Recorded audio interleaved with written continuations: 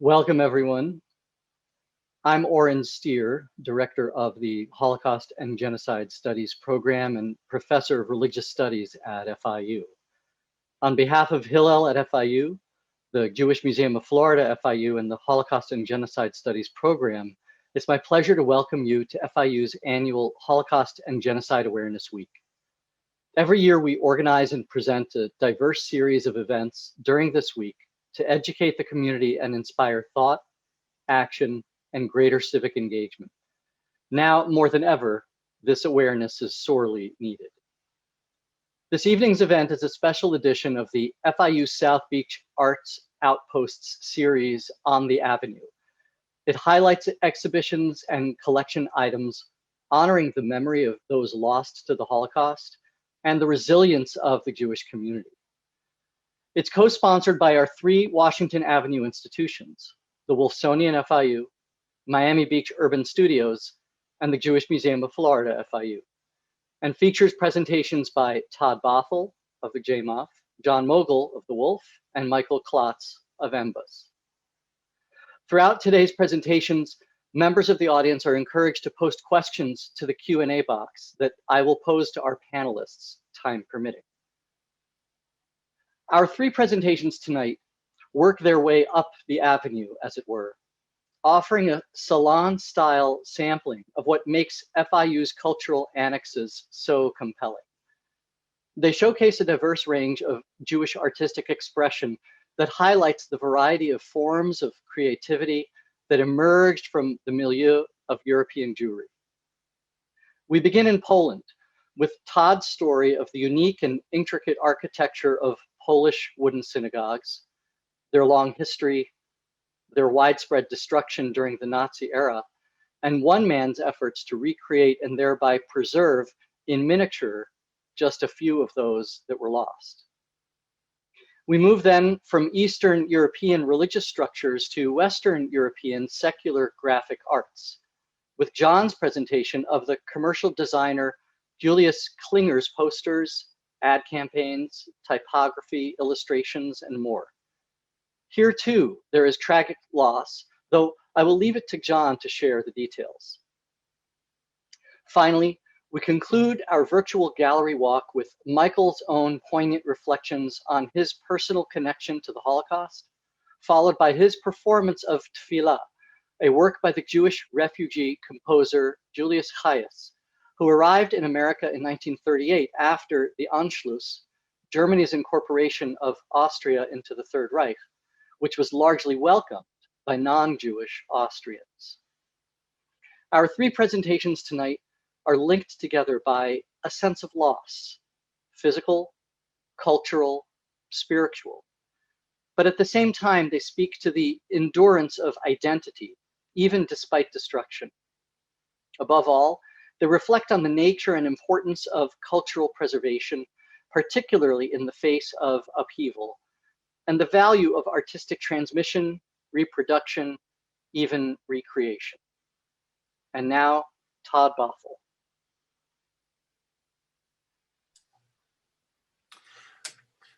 Good afternoon, everybody. I'm going to be talking about the wooden synagogues of Poland. Here we go.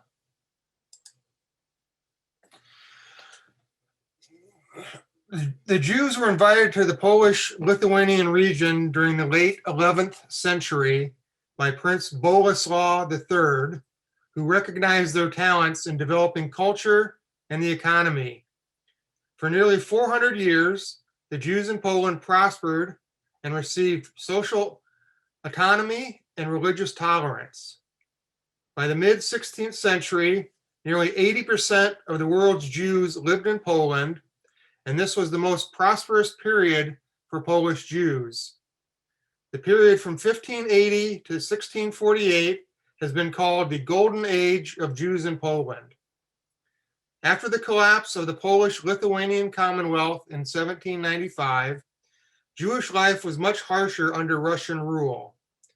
By this time, a majority of the Jews were living in shtetls, which are small towns.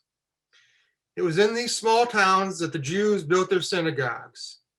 During the 16th and 17th centuries, the Jews developed an original style of architecture, the wooden synagogue. Approximately 1,000 were constructed across Poland. In many parts of the world, Jews were prevented from being in the building trades or practicing decorative painting and wood carving. In Poland, Jewish craftsmen were allowed, and they built and decorated these synagogues. The wooden synagogues were unique because they were built in a uniquely Jewish style, making them a truly original folk expression. According to art historian Stephen Kaiser, the wooden synagogues of Poland, with their painted and carved interiors, were truly an original and organic manifestation of artistic expression, the only real Jewish folk art in history. After the Germans invaded Poland in 1939, in addition to wiping out the Jewish population, either through the mass killings in the countryside or in the concentration camps, the Germans also tried to erase the presence of the Jewish Polish community by utilizing cemetery headstones as road building materials and burning the wooden synagogues to the ground.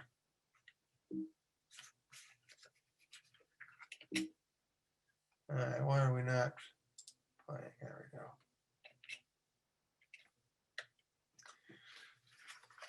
Following World War II, Maria and Kazimir Pichakov published a book, Wooden Synagogues, in 1957. During the war, they had fought as partisans as part of the resistance and had been students at the Warsaw University of Technology and Architecture. After the war, they worked on reconstruction of monuments before going into urban planning of small towns. As part of their job and a hobby, they researched wooden synagogue architecture, where they studied and documented and described the former wooden synagogues of Poland. This book was the first truly comprehensive survey of Jewish folk architecture and folk art. The map that you see on the right is where these wooden synagogues were located.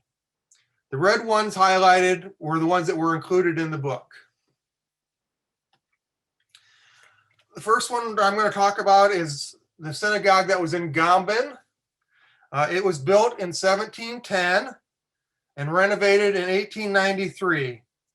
It was considered to be of great artistic merit, and it was actually admired by Napoleon when he made his trek to Russia.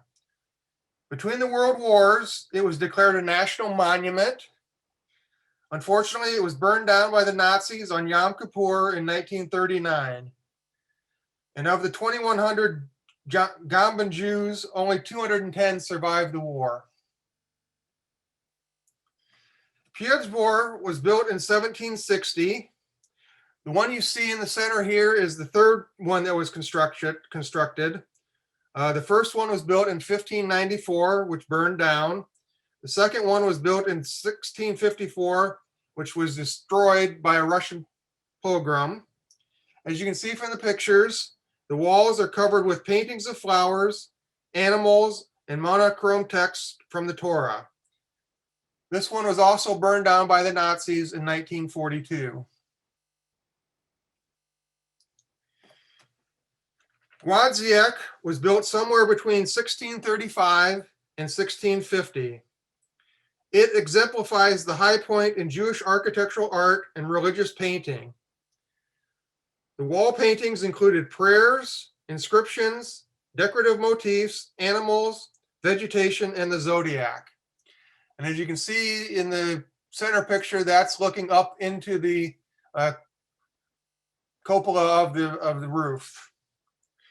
This one was also destroyed by the Nazis in 1939.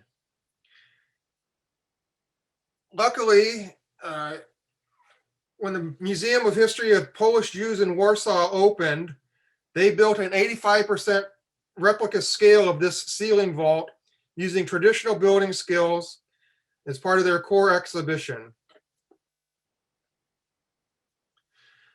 Kornik was built in 1767. It was designed by famed Polish architect Hillel Benjamin, and it was burned down during World War II.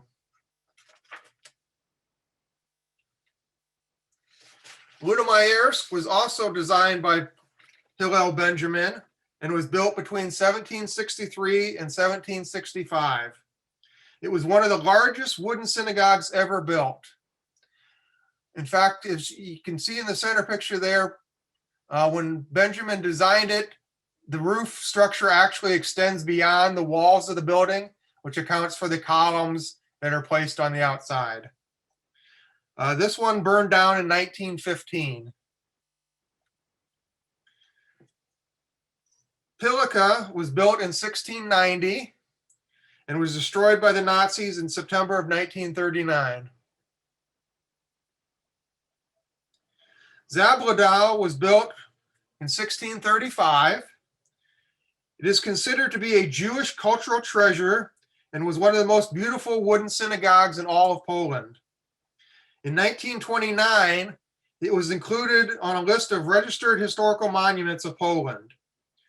Again, unfortunately, it was destroyed by the Germans in 1941. Although it was long thought that none of the wooden synagogues survived the destruction of the First and Second World Wars, it's now known that a number of them do survive, although most of them are the smaller scale buildings. Approximately 15 are known to survive, mostly in Lithuania. The pictures that you see here are two of them that have survived. The one on the left is Kirkliai, which was constructed just prior to the war in 1936. After the war, it was used as a storage house up until the 1990s. And then beginning in 2019, the city and the people around there started restoration of this building. The building on the right is Pakrias, which was built in 1801. It is the oldest surviving synagogue in Lithuania. After World War II, it was transformed into a movie house and later a sports hall. It was restored and reopened in 2017. And according to one of the websites I was researching, there's ongoing archaeological research because they are also trying to find the Winter Synagogue and the Shtibel, which is the Hasidic synagogue that were also part of this complex.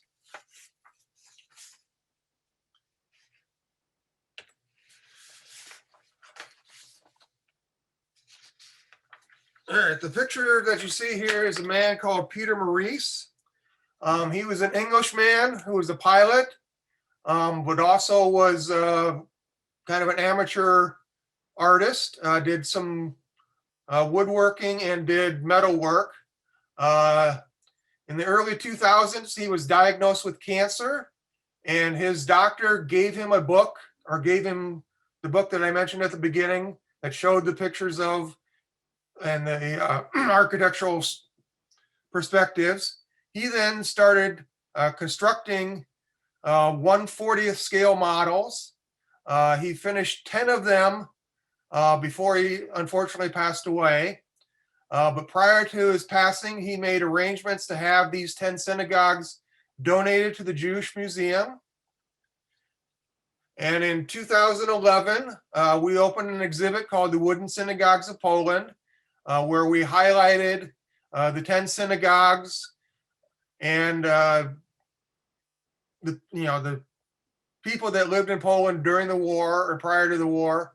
And this is what we basically came up with.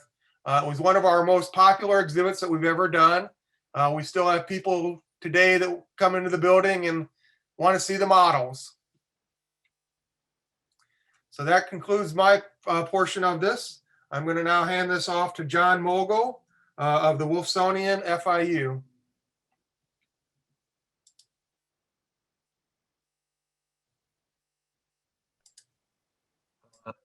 Thanks very much, Todd, and thanks everybody for joining us this evening. I'll speak today about Julius Klinger, a Vienna-born graphic artist who was one of the most influential figures in the development of the modern poster, both as a tool for communication and as an aesthetic object. Vienna, where Klinger was born, was a few hundred miles from the shtetl settlements in Poland, where the wooden synagogues described by Todd were located. A pretty long train ride in those days, and even further, perhaps, in terms of cultural distance. We don't know too much about Julius Klinger's personal life, how he acted, what he thought, but we do know something about the milieu that he came from, the secular, urbane, educated, and assimilated Jews of German-speaking Europe. We know that these people did not share too much culturally with the people who attended the wooden synagogues in Poland. Very often, in fact, Viennese and other Central European urban Jews looked down upon the people of the shtetl and rejected the notion that they even shared an identity with them. But in the end, those distinctions, which may have mattered a lot to Klinger and those like him, did not make much difference to the Nazis. It's not my aim tonight, though, to talk about the end of Klinger's life, and we don't know many of the details about that anyway. Instead, I want to focus on what he achieved. By the way, this is one of the last photographs of Klinger and his wife Emily, taken in 1937. I'm going to start with a disclaimer. My talk today is based on research by someone else, by Jeremy Ainsley, a graphic design historian who teaches at the University of Bristol in the UK. Jeremy was guest curator for an exhibition that the Wolfsonian presented about Julius Klinger in 2017, and author of a companion book for that show. And by the way, you may notice that I'm going to switch back and forth between saying Julius and Julius. I just can't help it. I want to mention that if you didn't get a chance to see the exhibition at the Wolfsonian, it really was a beautiful and compelling exhibition. You have a second chance. It's going to be shown at a new museum in New York City called the Poster House, where it opens on March 4th of this year. So if you're in New York or you have a chance to get up there, and hopefully we'll have a chance to do some traveling by August when it closes, I really recommend that you see that show and the rest of what's on display there.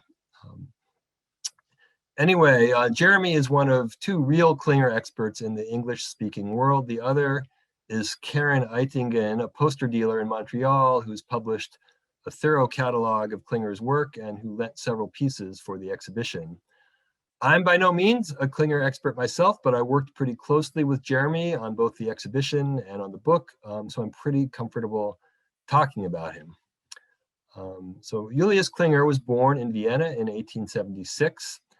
By that year, Jews had for several decades enjoyed equal rights with the other citizens of the Habsburg Empire, and they formed an integral part of the vibrant commercial and cultural life of cities like Vienna, Prague, and Budapest. Klinger's own family was part of that commercial world. His father was a successful merchant. In his early years, Klinger developed skills in three key areas that would inform his poster design. In turn, illustration, decoration, and typography. And I do want to mention that the images that I'm going to be showing, except where noted in the caption itself, come from the Wolfsonian's collection. Klinger studied in a vocational high school where he was trained in technical drawing, and he got his start in Vienna doing magazine illustration. He would continue to do illustration work over his whole career, and please note just the beautiful patterning on the dress of the bolero dancer pictured here. Some of his work was fairly pornographic, I should mention. In Vienna, he had studied applied arts with Koloman Moser, a leading figure in the Vienna secession movement. He moved to Berlin in 1897, when he was still quite a young man, and started putting this decorative training to use by publishing guides to ornament In other words, examples of motifs that might be used by professional decorators and draftsmen. Here are a couple plates of portfolios that he published. Finally, after moving to Berlin, he began to work in type design as well. And over his career, he created 3 typefaces, including the one seen here, which was named after him, or which he named after himself, I should say. Poster design was a field where Klinger could apply all 3 of these skills at once. And that's the field where he made his lasting reputation, and which I'll be discussing today. You can see, I think, particularly well in this example, how in his posters he integrated line drawing, patterning, and lettering to create a cohesive and attractive image. He got his start in Berlin working for a printing company called Hollerbaum and Schmidt, which had a stable of graphic designers who worked for the firm, taking commissions to create posters for commercial clients.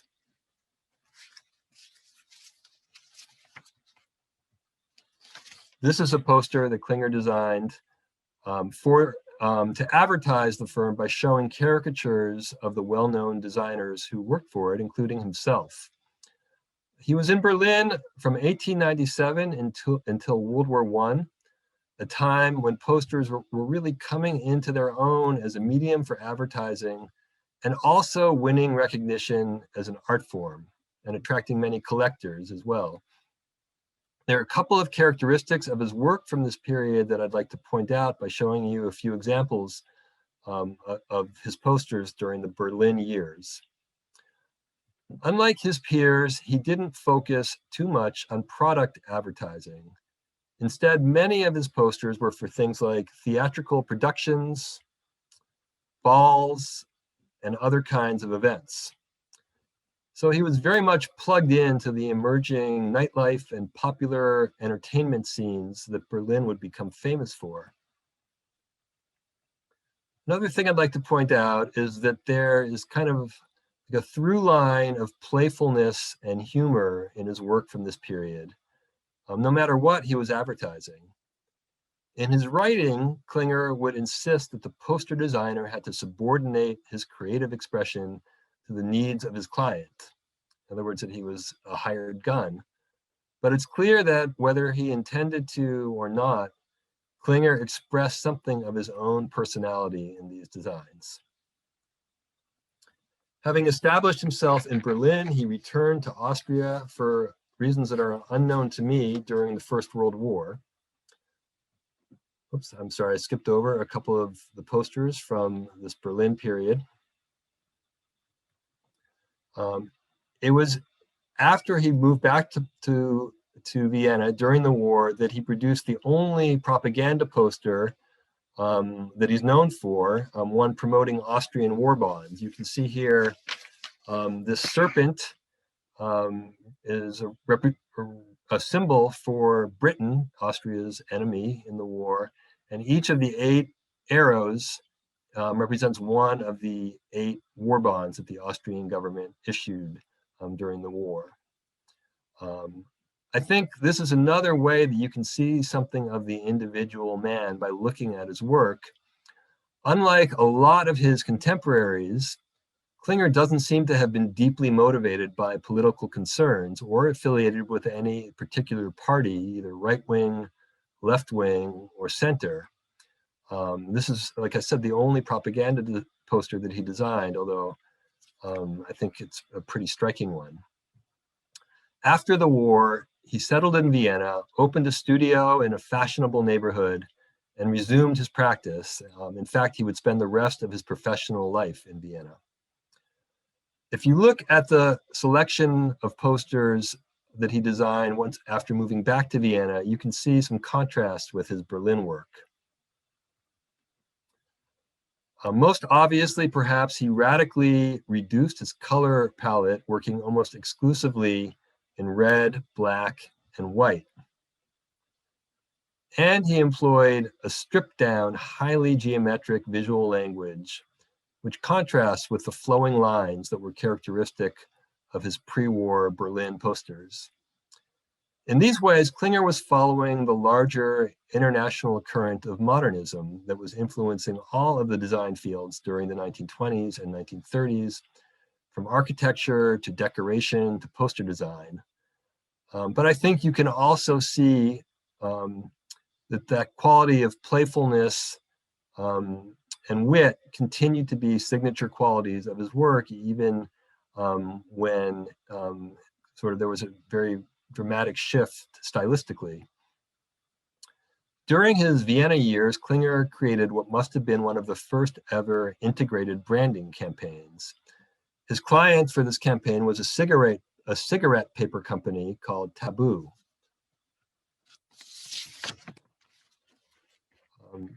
His work for the firm involved not just developing a graphic identity and designing a whole series of posters, but also advertising on the side of trams and painting billboards all over Vienna's buildings. And you can see the really clever way that he kind of integrated the designs for these billboards into the form of the building itself.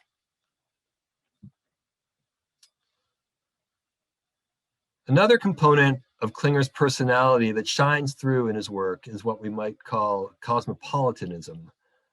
He was clearly open to influences from the rest of the world. You could see that in his embrace of modernist visual culture, in his poster designs.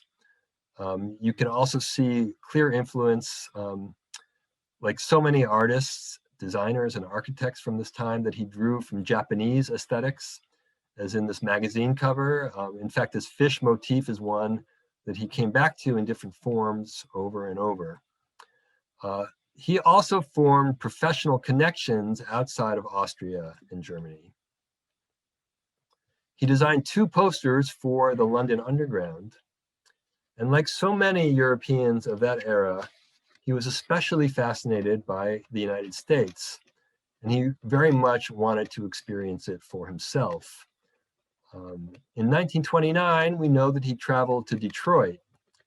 The evidence about this trip is pretty sketchy, but what we do know suggests that he may have been doing some work for General Motors. Nothing seems to have come from this connection, and he didn't stay very long. We know more about a second trip that he made in late 1931, when he visited New York City and stayed for several months into the spring of 1932. While he was there, he taught a class on poster design at the New School, advertising himself as Europe's most prominent poster artist. You can see that claim under his name in the advertising poster here. That was a pretty debatable claim, but he could probably accurately say that he was among Europe's most prominent poster artists. This is kind of a poignant point in the narrative. The New School became famous as an institution that gave safe haven to Jewish refugees after Hitler came to power in Germany. And it's easy to imagine Klinger becoming one of them. But at the time he visited, the Nazis had not yet seized power in Germany, and it would be years before the Anschluss when Austria itself became incorporated into the Third Reich. Besides, Klinger does not seem to have spoken much English, so the temptation to stay in the US might not have been very strong. The story turns very dark, as you can imagine, in the years after he returned to Austria. The last poster he designed, at least that we know of, came at the beginning of 1938. The photo that I showed earlier shows him and his wife Emily in front of a massive poster. You can just get some sense of the scale of it, that he produced in the previous year in 1937. After the annexation of Austria in 1938, the Nazis imposed their racial laws, and it became impossible for Klinger to get commercial work. He apparently made ends meet by teaching. We know almost nothing of his death, besides that he and his wife were deported from Austria in June 1942, along with thousands of other Jews, and put to death a week later in a village near the city of Minsk, in what's now Belarus. As Oren said in his introduction, this is an event about resilience. One thing a cultural institution like the Wolfsonian can offer is a guarantee that the work of someone like Julius Klinger does not get erased. But resilience involves more than preserving cultural heritage. It's also about making sure that it's studied, that it's exposed to the public, and that it remains in cultural circulation. And I'll say that only happened because, as a visiting scholar, Jeremy Ainsley discovered what we had by Klinger in our collection. He alerted us to its significance, and proposed the project that resulted in this exhibition and the book as well. So much credit goes to Jeremy. And I just want to thank you very much for joining us this evening and giving me a chance to share something of Klinger's work and his story with all of you. And with that, I'm going to stop sharing my screen and turn it over to Colette Mello from MBUS. Thank you. Who's Klotz?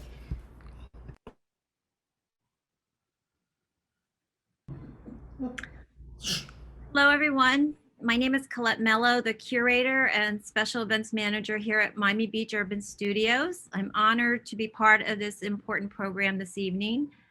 And I'm happy to introduce Michael Klotz, who has performed numerous times at Miami Beach Urban Studios. Today, he is going to share a story about his grandmother, who was a Holocaust survivor. And then we will have the pleasure of hearing him play a beautiful viola composition that he had previously recorded for this evening's event. Michael Klotz is an FIU music professor and member of the Amernay String Quartet.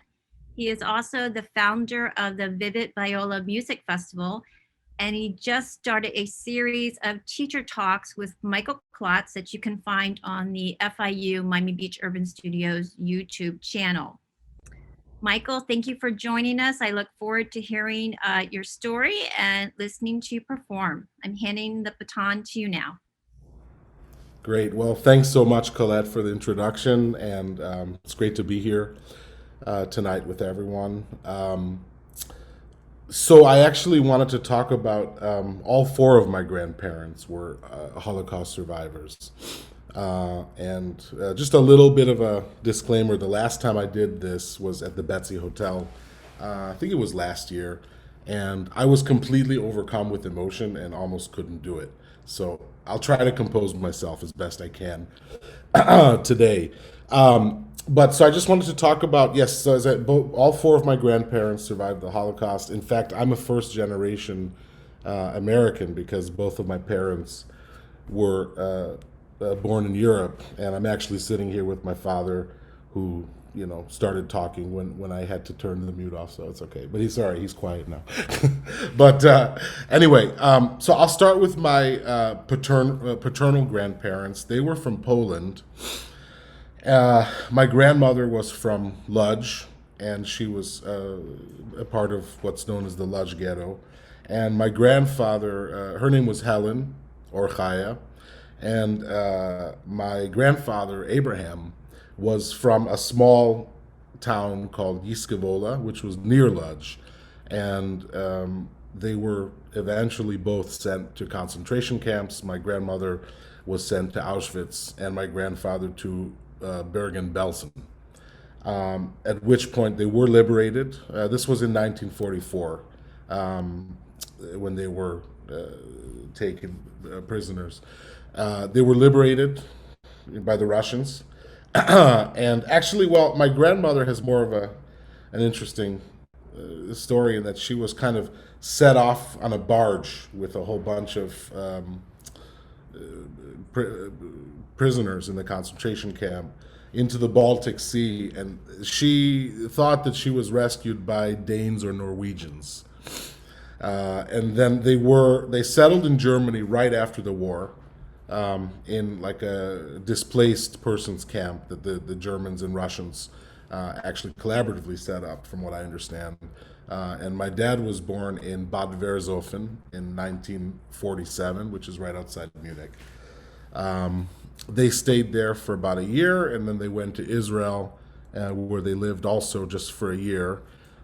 because my paternal grandfather realized or learned that he had two sisters that had survived the Holocaust that settled in Rochester, New York.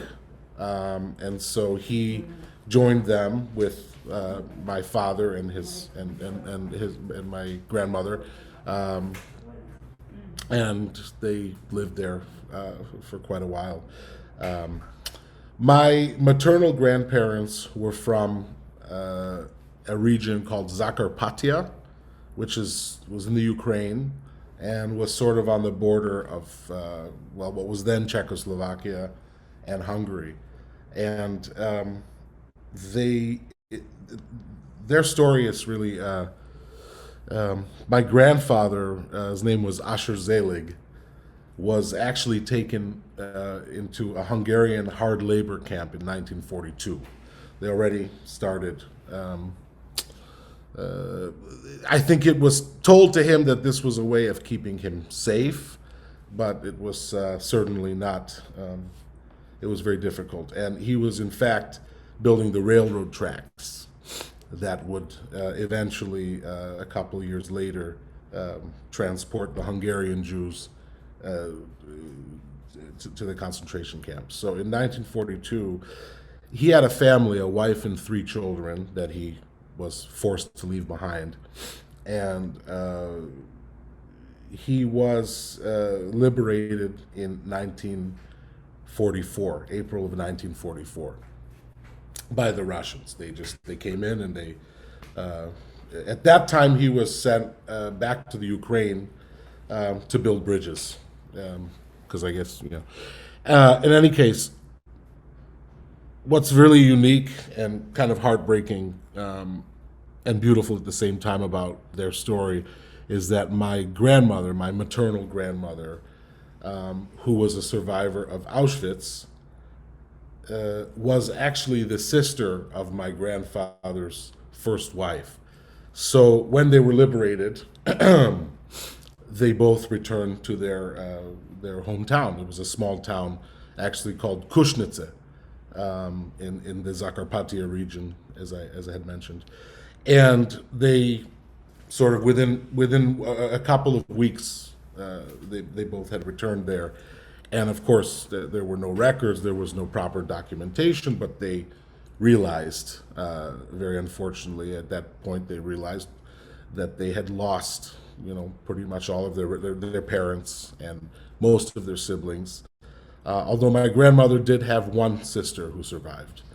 And so upon the, heartbreaking realization that my grandfather's family had perished, his wife and 3 children, they decided to marry the sister of his first wife, which was not, from what I understand, not uncommon, especially amongst the Orthodox Jews. My grandparents were very observant. My maternal grandparents were very, very observant Jews.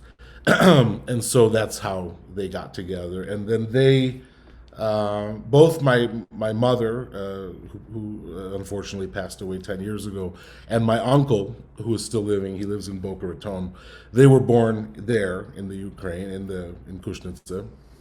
And they lived there. They emigrated to Israel in the early 70s, and then eventually made their way to Rochester as well. Kind of a long story, which I won't get into. But in any case, my parents met in Rochester, and I would say one thing I'm really grateful. My grandparents, I knew them quite well. I mean, they all, well, my paternal grandfather passed away when I was, I believe, 13, but the other 3 lived long lives, thankfully, and so I knew them even into my young adult life. And I've always felt that it was really quite an honor and a privilege to have to have known them, to be raised by them. They were my daycare. Both sets of grandparents were my daycare when my parents worked. And so as a result, I believe that Yiddish was my first language. I think I learned how to speak Yiddish before I learned how to speak English. And, all of them were, they were not so talkative about their experiences. Occasionally, if we would ask a question, they would tell us. But you know, one thing that I thought was remarkable and just kind of in keeping with some of the issues that we're dealing with today. When I was 18, I was at a music festival in upstate New York called Chautauqua. I don't know if anyone's familiar with it, but I met a young guy who was my age from Germany. He was a young violinist, and we became very good friends. And something happened where his flight back to Germany was changed, and he needed to stay for a couple days. So we brought him back to Rochester with us to stay, and he then flew to New York and back to Germany. But my grandparents, I wanted to see them. I hadn't seen them in a while. These are my maternal grandparents.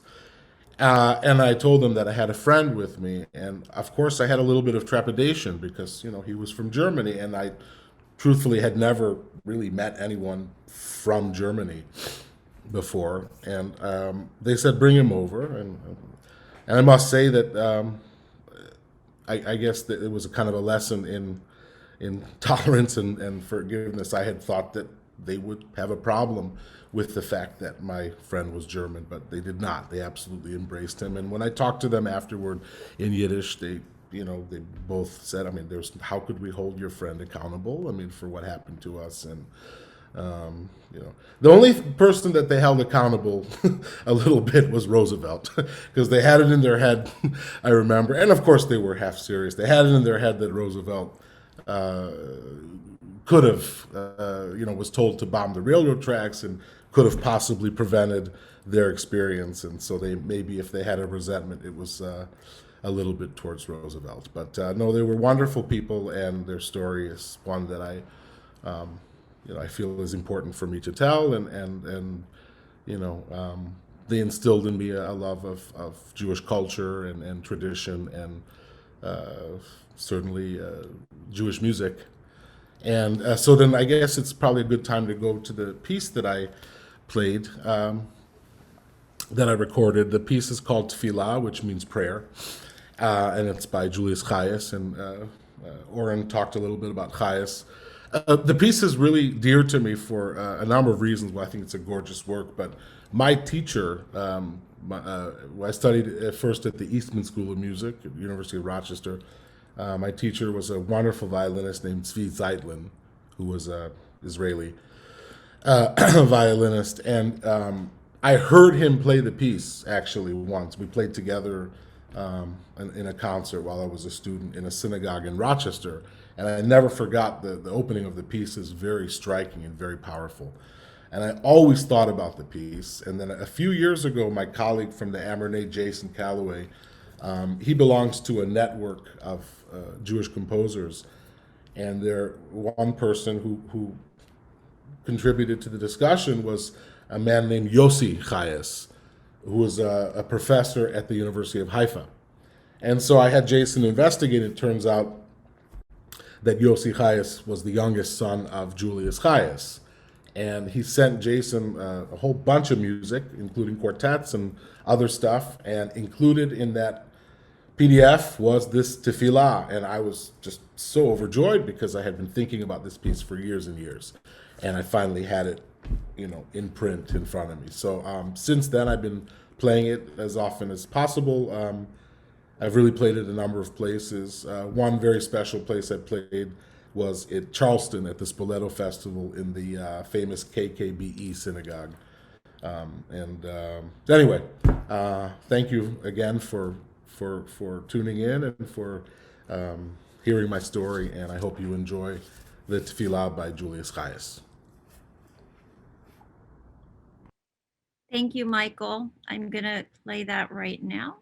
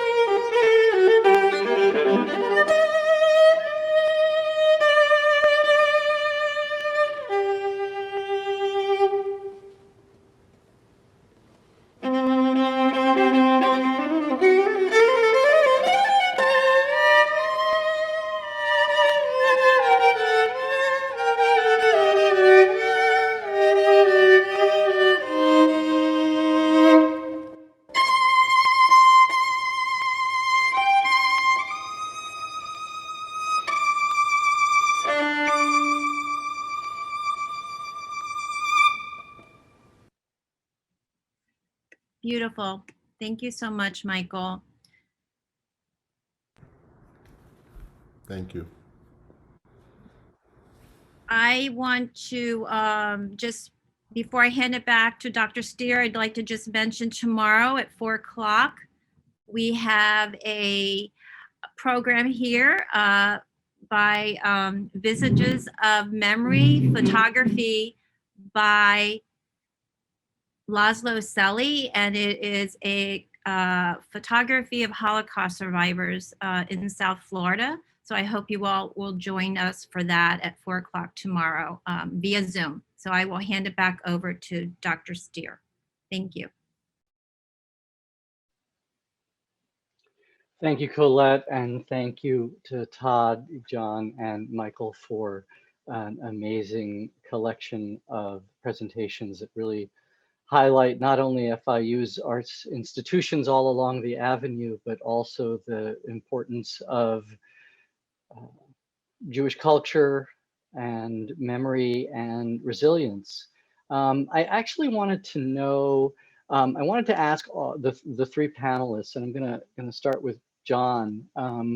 The issue of resilience has come up in different ways throughout today's panel, and I'm wondering if you could each say a couple of words about what you think it means to you with respect to the art, the culture, and the material that you deal with, that you presented today, and also just the material that you deal with on a daily basis as part of your work at FIU.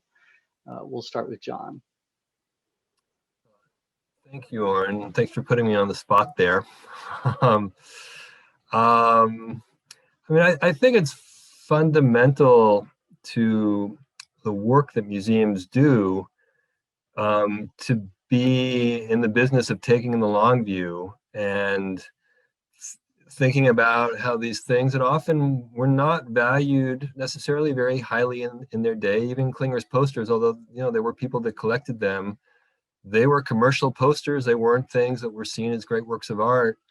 But the vision that inspired Mickey Wolfson, and it's not just Mickey Wolfson, but very central to the Wolfsonian's identity, is that these things can be really, profoundly interesting and important, and we can't always know why, but they may well be something that people have an interest and need to see. I mean, I was just working for much of December and January on a grant proposal about essentially ensuring that our kind of storage and preventative conservation practices are state of the art, so that the hundreds of thousands of things that we have in our collection can be there for the future. And that has to do with the heritage of European Jews, but the heritage of many other people and peoples as well. Thanks so much. Michael, I wanted to ask you the same question, and I'll save Todd for last, but I just wanted to ask you about this issue of resilience in your work and in the music that you play. Well, thanks. I think, it's really important for me and the quartet, and I think, Oren, we've worked with you before.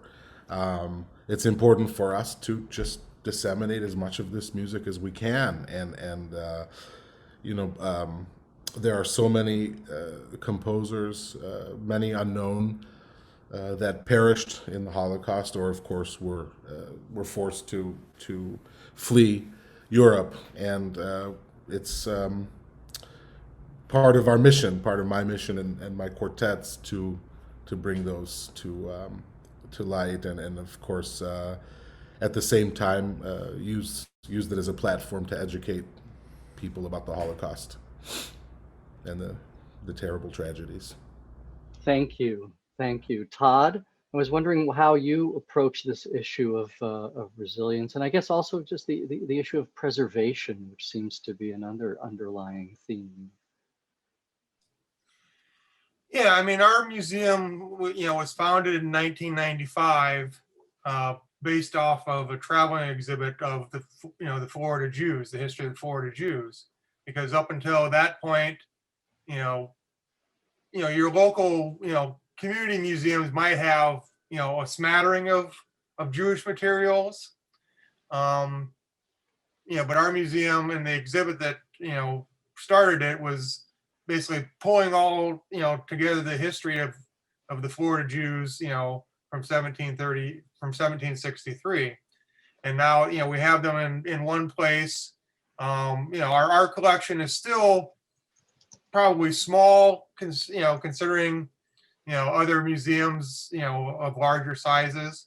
But, like I say, we have a lot of material that, talks about, the ancestors, the Jewish ancestors from Europe and Poland and, South America. And then, like I say, their descendants that have, come to Florida that helped establish a lot of the communities in Florida and help those communities build. And then, like I say, we use our materials, to, explain that history and do our exhibits that talk about various aspects. Like I say, we've had exhibits on the Polish synagogues, we've had exhibits on, sports, on the military, on, food and beverage. So it's, like I say, our main mission is to preserve those artifacts and those stories. Terrific. Thank you so much. So before we wrap it up, I think I want to just pose another question around to the three of you, related to what you would like to see, what you wish we could do. If we were planning another one of these sessions and you could do just about anything you wanted, based in the three collections that you all work with, and the work that we all do at FIU, what do you see as something that we could aspire to, maybe for next year's edition of On the Avenue for Holocaust and Genocide Awareness Week 2022? I'm going to ask Michael first, and then Todd, and we'll close with Jon. More music. I mean, obviously, I'm very happy to be a part of these things. They're important, and bravo to you, Oren, for all of your work. I just think more of what we're doing, and I would say, God willing, we can be in person, right? I would think by next year. I mean, fingers crossed, right? But I would say this was a wonderful program, and it's nice to showcase the different aspects. Thank you. Todd, do you have anything on your wish list for a program point or something that you would love for the Jewish Museum I mean, of I know Florida? we have, like I say, we've got, artifacts and materials, related to Poland, and, some materials, on the Holocaust. I mean, we do have, a substantial amount of material related to the St. Louis, which is obviously, keyed in, to Miami Beach, where, we had a shipload of 1,000, refugees that were, eventually turned away and sent back to Europe. So that's an interesting story because, like I say, we've got, stories and photographs from some of the family members that were actually on the ship. And we actually have, memories and, current descendants of, the Jews that were in Miami Beach at the time. So I think that would be an interesting, subject matter. Terrific, thank you. And Jon, what's on your wish list? I don't know exactly. Oren, as you know very well, the part of the Wolfsonian's collection that, is most directly connected to the Holocaust in many ways is the significant amount of sort of National Socialist propaganda that we have in our collection. In fact, I spoke about that a few months ago at an on the Avenue event. I don't really want to bring that up in Holocaust Remembrance Week. I don't want that to be what people remember necessarily. I think that there are probably many other examples of artists, designers, architects whose lives were ended or disrupted or impacted in profound ways by the Holocaust in our collection, and I think it would be, really interesting to look some more into that to see how that's manifest in our collection, and also how it's manifest in particular in the United States, in the impact of Jewish refugees in creating, what we think of as modern American culture. And I think you can trace a lot of that in our collection. Thank you. Yeah, I think also it's just worth saying that the presentations today bring up the issue that's often been discussed in certain circles about the nature of Jewish art and Jewish artistic creativity. What is it? How do you define something as Jewish culture? And I think what we learned from today, and what I especially appreciated, Jon, from what you said at the beginning, is the importance of focusing on the creativity and the product itself, and not on the life's end of the creator. Because I think we often focus so much on the loss that we lose sight of what we still have, that we have access to even today, and what resonates with us even to today. So I want to thank the audience and the presenters. The Q&A box has been filled with praise for all of your performances, and everyone is very appreciative of them. I want to specifically thank Todd Bothel, Jon Mogul, and Michael Klotz, and of course our co-sponsors, Wolfsonian FIU, Miami Beach Urban Studios, and the Jewish Museum of Florida FIU. I'd like to invite everyone to join us at 10 a.m. tomorrow morning for the next event in our series of Holocaust and Genocide Awareness Week. And that's FIU's annual Holocaust Remembrance Ceremony, featuring Holocaust survivor Suli Henkin, with remarks by President Mark Rosenberg. The registration details and information about the entire week's events can be found in the link that I've just posted in the chat, where you can go to get all of the individual registrations for all the remaining events of the week. And so I hope to see many of you tomorrow at 10 a.m. and thank you and goodbye.